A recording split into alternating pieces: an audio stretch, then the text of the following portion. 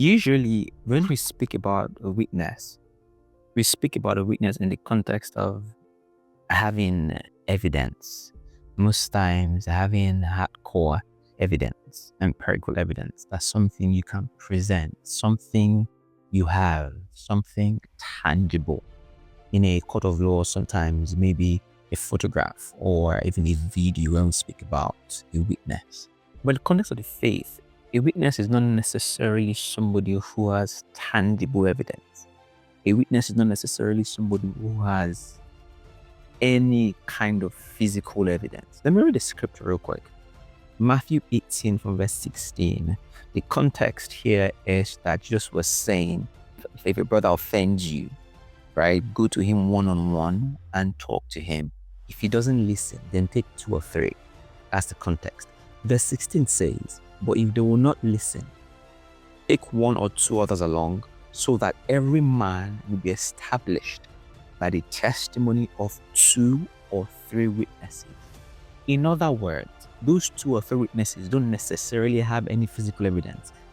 What makes them witness that they were present there? Again, the 1 or 2 witnesses are not witnesses because they had a picture, a video, or any tangible evidence. They are witnesses because they were present there. So you are not a witness because maybe you have prior healing experience. You're not a witness because you have any prior experience. You are a witness because you were present in Jesus' death and resurrection. So you can pray for somebody to be healed because you were present as a witness in Jesus' death and resurrection. Your witnessing is not invalidated. The witnessing is not discontinued because you don't have prior experience. As a matter of fact, the witnessing is validated because you were present in Jesus' death and resurrection. Then we now go to verse 18, which now says, truly I tell you, whatever you bind on earth will be bound in heaven, and whatever you lose on earth will be loosed in heaven. Why are you able to do those things? Not necessarily because you have the power or you have prior experience of binding things in heaven and they're bound on earth. Is because you are a witness. In other words, you were present at Jesus' death and resurrection.